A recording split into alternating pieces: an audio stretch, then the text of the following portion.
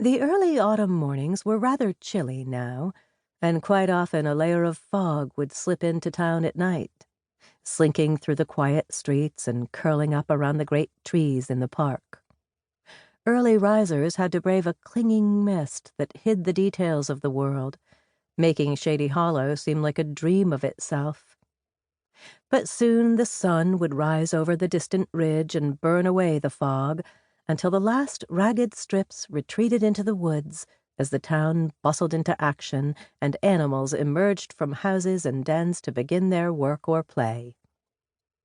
On this day, the fog was behaving in the most picturesque way possible, and Vera smiled as she breathed in the cool air. Despite the calm, she felt a thrill of excitement that only an autumn morning can supply. Something about the brisk air and the golden tips of the tree branches warned of change to come. But what sort of change? Ah, that was the question. She trotted along the path toward the center of town, where the newspaper office could be found. When she crossed an intersection, a flurry of activity on the other end of Elm Street caught her eye. She paused for a longer look. A large covered cart stood parked in front of one of the empty buildings.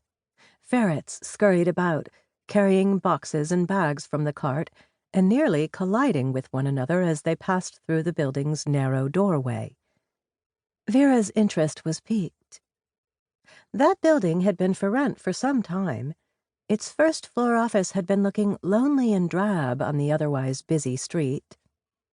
Vera knew the upstairs was very large, but she'd never been inside.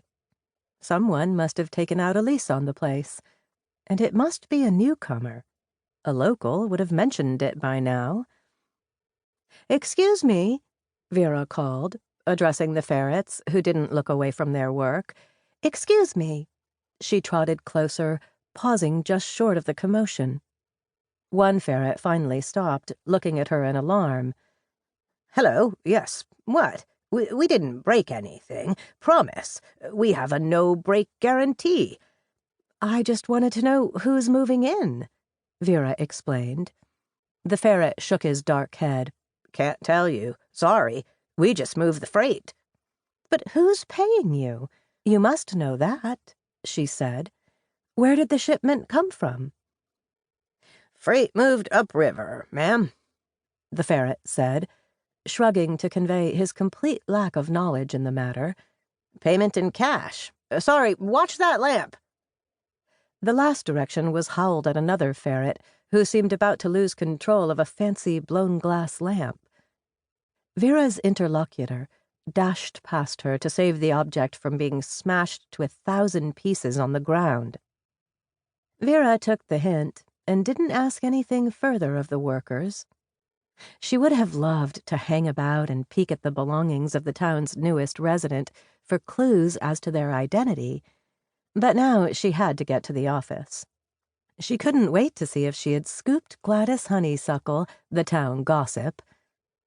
What would this new resident bring to Shady Hollow? Vera had learned that even in a small town, you just never know what could happen.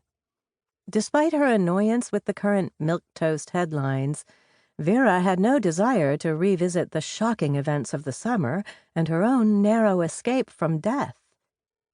Never before had the residents endured the horror of not one but 2 murders. The investigation had temporarily shut down the sawmill, the town's largest employer and the lifeblood of the local economy.